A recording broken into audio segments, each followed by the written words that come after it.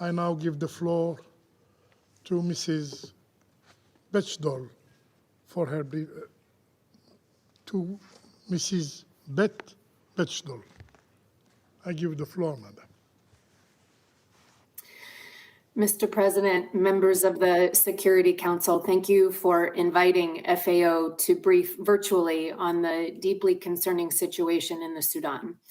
The latest reports on food security are the worst in the country's history. And before I share with you the discouraging details of the latest IPC report, let me remind Council members that over the last 15 years, only 4 famines have been confirmed. Somalia in 2011, South Sudan in 2017 and 2020, and now Sudan in 2024. And as we have learned from these extreme crises, tens of thousands of deaths have already occurred before any famine was classified. In August of last year, famine was classified in Zamzam camp in Sudan's North Darfur state, and it persists and it has expanded. The Independent Famine Review Committee concluded in late December that between October and November of 2024, famine conditions persisted in the Zamzam camp for IDPs and expanded to other sites in North Darfur, as well as to the western Nuba Mountains in South Kordofan state. And from last month until May of 2025, 5 additional areas are projected to face famine conditions with a confirmed risk of famine in 17 more areas. The latest IPC analysis shows that half of the population, or nearly 25 million people, are facing acute food insecurity levels.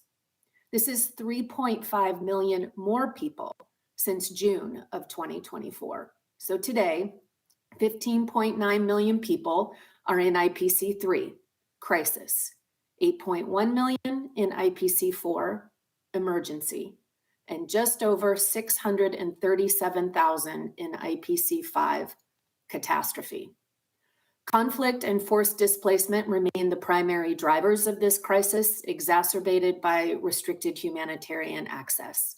Sustained violence and economic turmoil have disrupted markets, displaced 11.5 million people, becoming the world's largest internal displacement crisis, and have also driven prices of staple goods to unaffordable levels. Nearly 2/3 of the Sudanese population depend on agriculture, and the primary crops grown in the country are sorghum, millet, and wheat. During the first year of the conflict, the 2023-24 season, production of these 3 crops was 4.1 million tons. But this was a 46% reduction from the previous year. This production loss could have fed approximately 18 million people for a single year, and also represented an economic loss somewhere between 1.3 and 1.7 billion US dollars. Production of other minor crops such as sesame, sunflowers, groundnuts, and cotton was well below average too.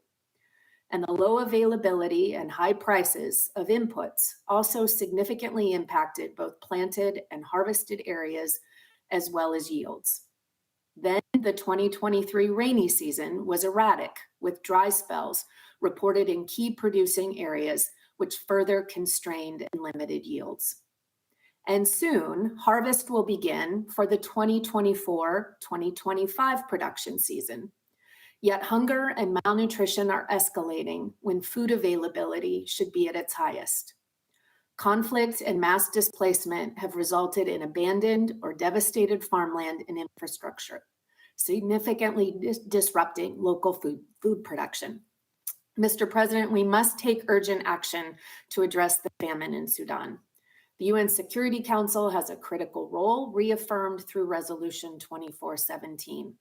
The risk of famine and its spread has been on our collective conscience since August, and now it is here, not only with people dying from hunger, but also with a breakdown of health systems, livelihoods, and social structures, leaving irreversible consequences that can last for generations.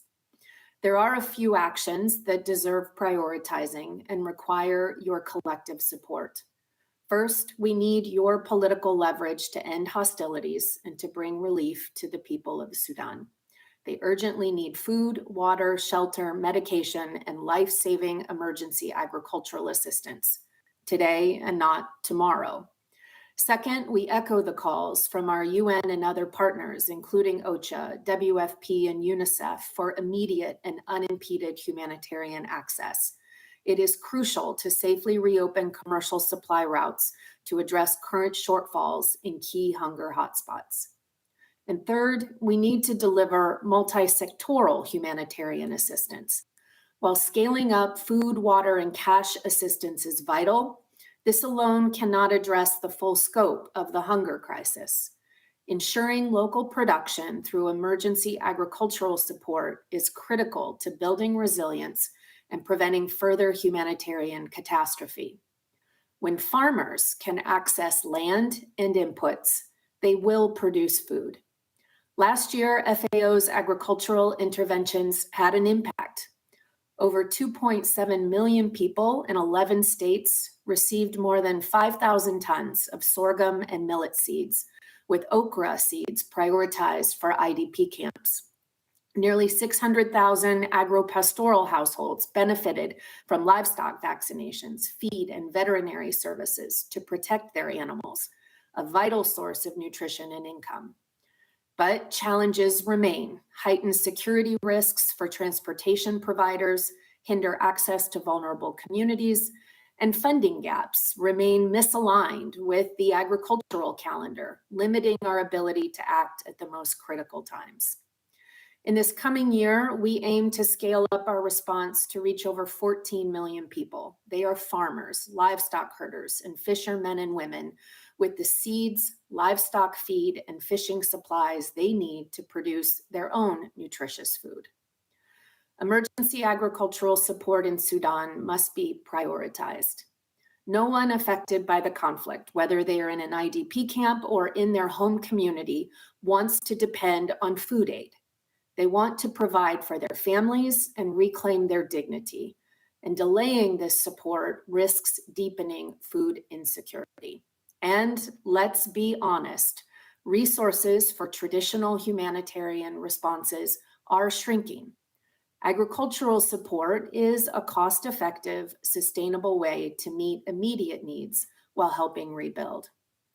If we fail to act now collectively and at scale, millions of lives are even further at risk. And Mr. President, as you and council members know all too well, so is the stability of many nations in the region.